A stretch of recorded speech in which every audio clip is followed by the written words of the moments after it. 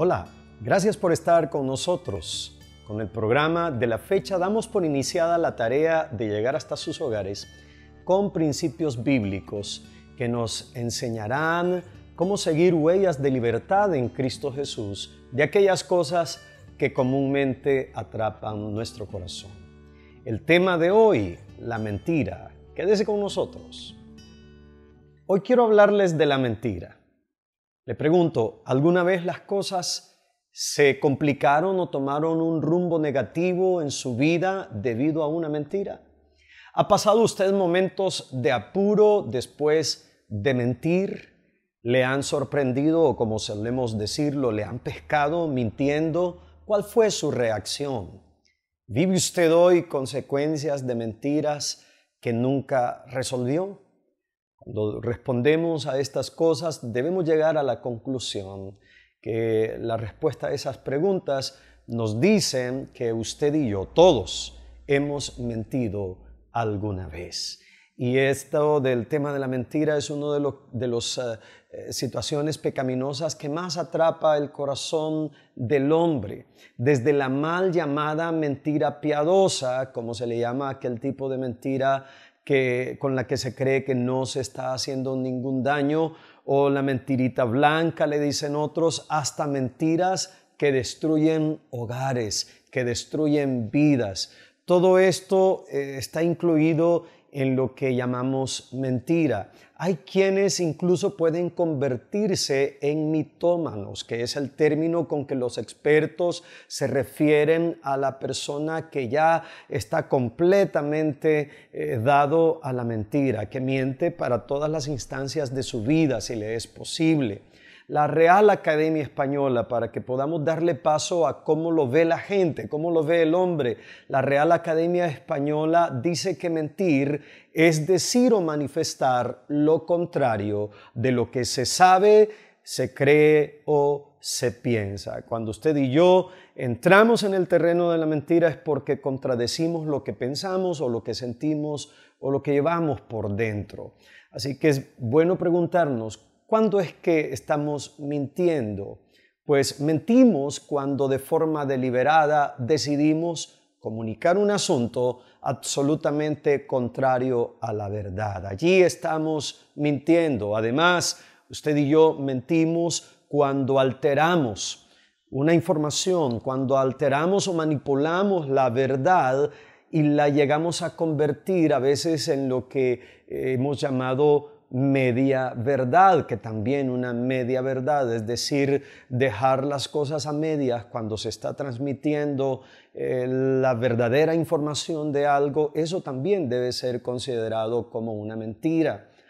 También debemos tener claro que mentimos cuando usamos gestos, afirmaciones o exageraciones que no expresan la realidad de lo que sentimos, de lo que estamos pensando o de lo que realmente nosotros deberíamos de comunicar acerca de un asunto. Así que pensando en esto, usted y yo llegamos con certeza a la conclusión de que todos hemos mentido. Todos nos hemos visto atrapados en este pecado tan común para el ser humano. Curiosamente, con esto de ver cómo la gente lo entiende y lo ve, algunos estudios sobre la mentira nos dicen lo siguiente. Una investigación de Robert Feldman de la Universidad de Massachusetts halló que el 60% de las personas mienten por lo menos 2 veces en una conversación de 10 minutos. Curioso dato, ¿no es cierto? Que usted y yo nos basta hablar con otra persona 10 minutos y corremos el riesgo de estar dentro de este dato estadístico, que el 60% de las personas mienten por lo menos 2 veces en una conversación tan corta como de 10 minutos. Además, también la Universidad de Notre Dame realizó un estudio que detectó un promedio de 11 mentiras en el ser humano, como mínimo 11 mentiras por semana. Eso se ve bastante favorable a la realidad nuestra, pero imaginémonos que así fuera, 11 mentiras por cada una de nuestras semanas vividas, pues nos dicen que probablemente estamos siendo atrapados por la mentira. El doctor David Livingstone un hombre que es escritor, maestro de la Universidad de Nueva Inglaterra, escribió el libro que en español se titula precisamente ¿Por qué mentimos? Él escribe este libro y dice en su escrito que cree que la mentira es inherente al ser humano en cuanto a evolución. Es decir, él asocia la idea darwinista de la evolución con que usted y yo mentimos por causa de la evolución. Es más, él dice que por esto que los evolucionistas llaman el proceso de selección, quien miente es porque tiene mejor tendencia a evolucionar más, según lo que el doctor Livingstone dice en su libro ¿Por qué mentimos? Por supuesto, los que somos gente de fe sabemos que nada es más erróneo que pensar así de la mentira. Le invito a quedarse con nosotros porque al regreso veremos qué dice Dios. Ya hemos hablado de qué dice la gente, cómo lo ve la sociedad, pero qué dice Dios sobre la mentira. ¿Qué nos dice la Biblia, la perspectiva bíblica de la mentira? Eso será lo que abordaremos al regreso. Así que esperamos que siga con nosotros. Conocer.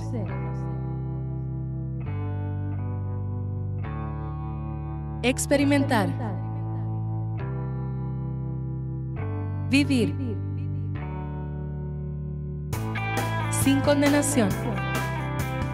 La verdad que nos lleva a completa libertad. Huellas de libertad. Verdades eternas para problemas actuales.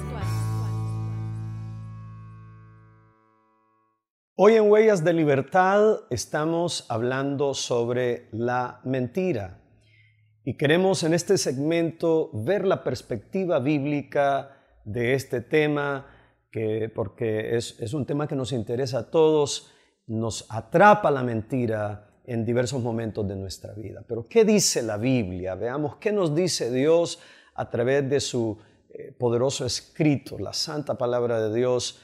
Bueno, la Biblia habla de que la primera, o más bien registra la primera mentira que se dijo, que aparece en Génesis capítulo 3. Usted seguramente recuerda todo este escenario en el que Dios había creado, había puesto al hombre en el jardín del Edén y él allí se encuentra con el padre de la mentira. Y en este encuentro se registra lo siguiente, dice la Escritura: la serpiente era más astuta que todos los animales del campo que Dios el Señor había hecho. Así que le preguntó a la mujer: ¿es verdad que Dios les dijo que no comieran de ningún árbol del jardín? Y con esta introducción a la plática vemos un desenlace un poco más detallado que la Biblia nos da. Sigue diciendo el versículo 2, según la traducción de la Nueva Versión Internacional, dice que la mujer le contestó: podemos comer del fruto de todos los árboles. Esa era la verdad, incluido que solo debían evitar comer del fruto del bien y del mal. Y dice el versículo 3, pero en cuanto al fruto del árbol que está en medio del jardín, Dios nos ha dicho: no coman de ese árbol ni lo toquen, de lo contrario morirán. Y Satanás contradice, ahí viene la primera mentira. Él dice tajantemente: no morirán. Y descubrimos entonces que la mentira nace y está registrada como algo propiamente de la naturaleza de Satanás, del enemigo de nuestras almas. Es más, Juan capítulo 8, versículo 44, el Señor Jesús, hablando sobre el padre de la mentira, dice lo siguiente: ustedes son de su padre el diablo, cuyos deseos quieren cumplir. Desde el principio este ha sido un asesino y no se mantiene en la verdad. Esa es una de sus características. No se mantiene en la verdad porque no hay verdad en él. No había verdad en él cuando hablaba a la mujer diciéndole que no morirían si desobedecían a Dios. Y Jesús continúa con todo este concepto diciéndole a la gente que le escuchaba, y nos lo dice a nosotros hoy: cuando miente, refiriéndose a Satanás, cuando miente expresa su propia naturaleza porque es un mentiroso, es el padre de la mentira. Así que Dios nos dice en su palabra que el primero en mentir en el ámbito terrenal, en usar esta artimaña, fue Satanás mismo, y él es el padre de la mentira. Por eso Jesús advierte: si ustedes se mantienen mintiendo, es posible que lo hacen porque son de su padre el diablo. Él miente, él no tiene ningún margen de verdad en él, ni siquiera algo que lo asocie con la verdad. Los términos relacionados en la Biblia con el hecho de mentir, vemos algunos de estos términos interesantes. Es encubrir. Encubrir viene de una raíz en el hebreo, porque la lengua hebrea es la que nos da las raíces de cómo fue traducida la Biblia en el Antiguo Testamento del hebreo. Viene de raíces que podrían significar llenar vacíos o rellenar, engordar, cubrir algo. Así que cuando Dios nos habla de la mentira, nos está hablando de esa actitud que a veces tenemos por el deseo de encubrir, de rellenar una situación para causar una impresión, para llevar un mensaje diferente al que nosotros sabemos que arropa la verdad, un mensaje que causa una impresión diferente. Cito lo que nos dice la Biblia acerca del episodio en el que José es vendido por sus hermanos. Y mientras los hermanos de José estaban decidiendo qué hacer con aquel soñador, aquel hombre que tenía propósito de Dios sobre su vida y que se los había compartido, y por causa de eso era rechazado por sus hermanos, registra la Biblia en el capítulo 37, versículo 26 de Génesis, como lo traduce la Nueva Versión Internacional, dice estas palabras de Judá: entonces Judá les propuso a sus hermanos: ¿qué ganamos con matar a nuestro hermano y ocultar su muerte? La misma pregunta nos dice cuál era la propuesta de plan que ellos tenían. Era ocultar la muerte, darle muerte y ocultarla. Sabemos, los que leemos Biblia, que no le dieron muerte, decidieron venderlo, pero sí le dieron curso a la otra parte del plan, que era ocultar, o más bien, como diríamos, encubrirlo, traducen otras traducciones de la Biblia, que era llenar vacíos, rellenar aquello con una impresión diferente. Y eso fue lo que sucedió. Fueron donde su padre y le llevan las ropas de José desgarradas, le llevan las ropas de José ensangrentadas para causar la impresión de que había muerto, devorado por una fiera. ¿Cuántas veces usted y yo tratamos de causar una impresión? Decimos una frase, usamos un tono de voz, estamos allí rellenando con la actitud, rellenamos, encubrimos, con la manera en que abordamos un asunto, procuramos dejar una impresión diferente, y eso es mentir.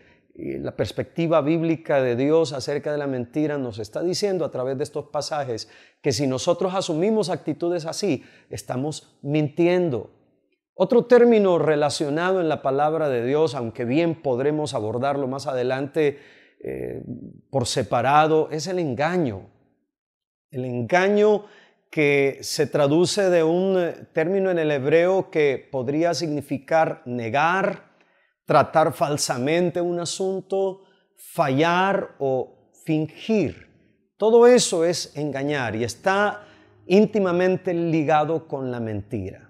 Mire lo que nos dice Dios en Levítico capítulo 19, versículo 11. La segunda y tercera frase de este versículo dice: no mientan. Categóricamente el Señor lo deja en el decálogo, pero también una y otra vez Él decía al pueblo, a su pueblo, el pueblo de Israel: no mientan. Y además dice la última frase de este versículo de Levítico, dice: no engañen a su prójimo. Lo asocia, lo dice en una sola idea: no mientan, pero a la vez dice: no engañen, porque tal como dije antes, esto de engañar es negar, es tratar un asunto falsamente, es fallar o fingir las cosas. Así que cualquier forma de engaño está asociado con la mentira. Se considera mentira ante los ojos de Dios. Esto es lo que Dios dice en su palabra.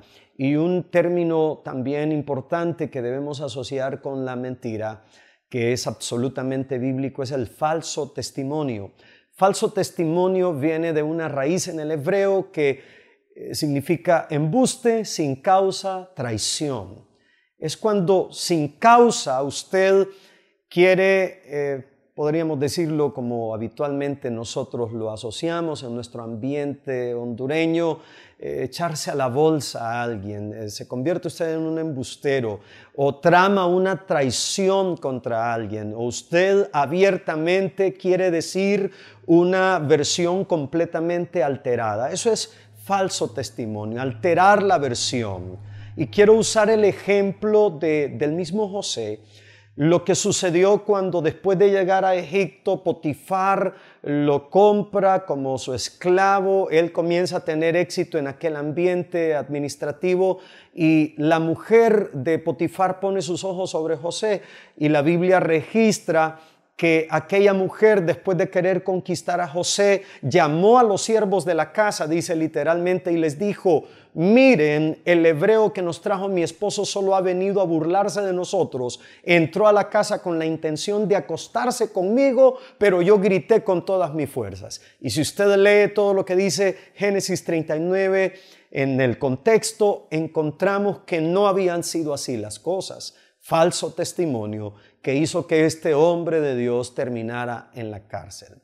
Así que todo lo que tiene que ver con falso testimonio, con engaño o con el hecho de encubrir información o de rellenarla, todo eso está asociado con la mentira. Esta es la perspectiva bíblica del pecado de mentir. Y hoy descubriremos las huellas de libertad que Cristo nos ofrece para ser libres de la mentira. Por favor, quédese con nosotros para que juntos hablemos de las huellas de libertad que encontramos en Cristo para no estar esclavos de la mentira.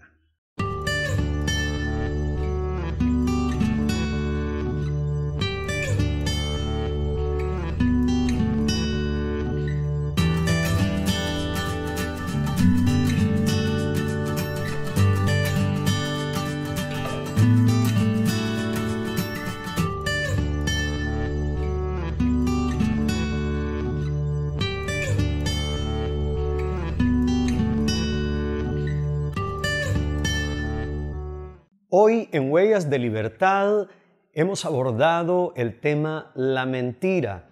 Dimos un vistazo a cómo lo ve la gente. Muchos hacen estudios, se define por la Real Academia Española la mentira y hablamos de todo eso, pero sobre todo también vimos la perspectiva de Dios, la perspectiva bíblica. Ya sabemos que la primera mentira está registrada allí en el libro divino y Dios asocia la mentira con términos como encubrir, que es rellenar, ¿verdad? Que es procurar dar una impresión completamente diferente, engañar, que implica fallar, fingir, negar las cosas, tratar falsamente un asunto, y el falso testimonio. Por supuesto, hay mucho más que hablar, pero hemos tomado estos tres términos para asociarlos con nuestro tema en esta ocasión. Ahora, lo más importante es descubrir las huellas de libertad en Dios para no estar atrapados por la mentira. Entonces, contestemos lo siguiente: ¿cómo ser libres de la mentira? Permítame aconsejarle en primer lugar, descubra la totalidad de su corazón delante de Dios y hable con Él en base a la verdad. No vamos a causar una impresión negativa porque Dios lo conoce todo. Cuando usted y yo venimos a la intimidad y le decimos tal y como están las cosas de nuestra vida, en qué hemos faltado a la verdad, Él ya lo conoce. Pero vea usted lo que dice la Biblia en el Salmo 51:6. Dice: he aquí tú amas la verdad en lo íntimo. Es decir, cuando vienes delante de Dios, no procures ocultar, encubrir o dar falso testimonio. No se puede. Él ama la verdad en lo íntimo. Por eso mi consejo es que debemos descubrir la totalidad de nuestro corazón delante de Dios y hablar con Él en base a la verdad. En segundo lugar, someta su vida a Jesús para que Él saque este potencial de libertad que nos da para que eso se active en el diario vivir. Cuando usted y yo tenemos a Cristo, Él es la verdad, el camino y la vida. Se definió a sí mismo de esta manera. Y cuando Él viene a enseñorearse de nuestra vida y nosotros se lo permitimos, el potencial que Cristo trae de hacernos libres, porque Él es la verdad, eso se vuelve parte de nuestro diario vivir. En tercer lugar, yo le aconsejaría, decida, es una decisión, decida desechar la mentira y hablar verdad. Efesios 4:25 nos dice en la traducción Reina Valera del 60, por lo cual, desechando la mentira, hablad verdad cada uno con su prójimo. Comience a hablar con la verdad en casa, comience a hablar de ahora en adelante con la verdad en medio de sus amistades, en su trabajo, donde quiera que usted le toca desarrollar su vida. 3 consejos entonces, 3 huellas de libertad. Descubra la totalidad de su corazón delante de Dios y hable con Él, primeramente con Él en base a la verdad. Someta su vida a Jesús para que el potencial de libertad que Él trae se active en su diario vivir. Y en tercer lugar, decida de ahora en adelante hablar con la verdad y dejar la mentira de lado. Le invito a orar conmigo para que juntos le pidamos al Señor que nos libere de la mentira. Queremos seguir sus huellas de libertad para no estar esclavos de la mentira. Oremos. Señor Jesús, te pedimos que nos permitas desde hoy hablar contigo en base a la verdad en nuestros momentos íntimos de comunión. Te pedimos que te enseñorees de nuestra vida para que se active la libertad que tú traes. Y te pedimos, Señor, que nos ayudes a decidir siempre hablar con la verdad. Amén. Gracias por habernos acompañado. Esto es Huellas de Libertad. Le esperamos para que juntos aprendamos en Cristo Jesús a esto, seguir huellas de libertad.